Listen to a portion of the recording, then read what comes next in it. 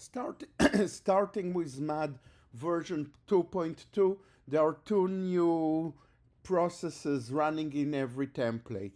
One is the indexer that allows you to serve the data, to search it, etc. And the other is the explorer. Let's talk about the explorer. This is the standard React template. Here, let's add some more tasks. Do this, do that.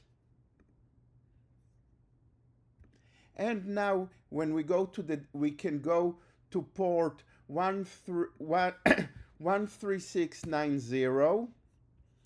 Here we can see the accounts that we have, which in this case, since it's the development, it's the standard 10 accounts of Anvil.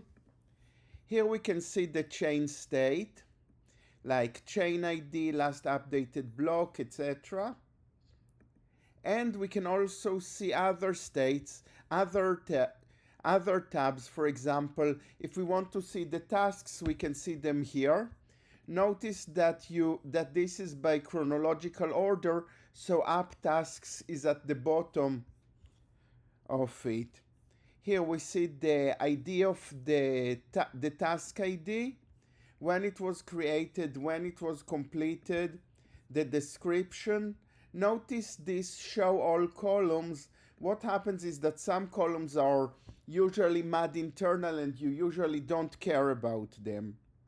So the key, you don't really need the key. The key is always a number of real columns, but here you can see what it is. The entire static data, the entire encoded length and dynamic data, the block in which the record was last updated, and is it deleted or not.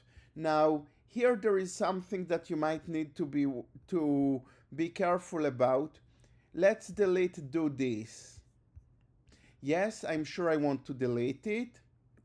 Okay. It does not look deleted here.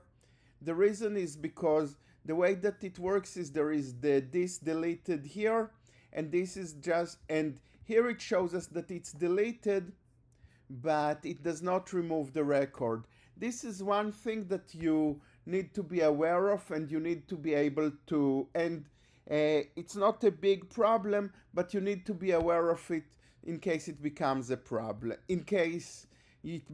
problem. Now let's look at some of the system tables. For example, let's look at system. Here we have system ID, the address, etc. Now, imagine if you wanted to get what the system ID actually means. You can copy here, then you can go to a X to ASCII converter, give it the hexadecimal. Oops, no, that's not what we need. Convert. And here we see that it is a sys of type metadata, and it is a sys in the namespace metadata, and that it is actually metadata system. And the same, of course, is true for our list of tables, which includes also the field layout, etc. The same, let's, for example, look at this table and see what it has.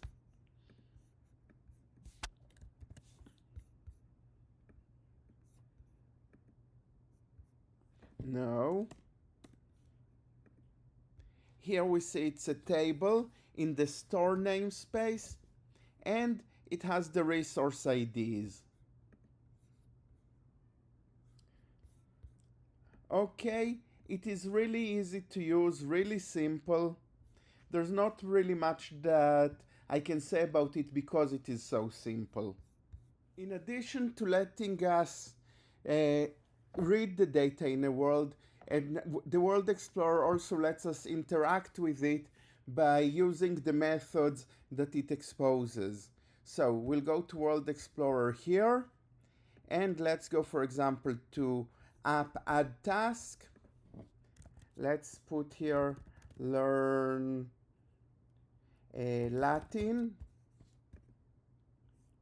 Transaction submitted, transaction successful, and here we see that it added learn Latin for us. You can do it for functions that are exported from systems, also for functions that are directly from the world itself. For example, world version and store version. Of course, sometimes you're going to need to use both of these tabs to get anywhere, because let's say we want to see that the task has been completed. For that we need the task ID. So here, let's go to app tasks. Take this task. Take out the trash.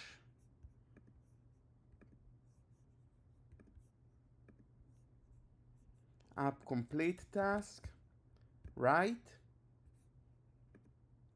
And it's done.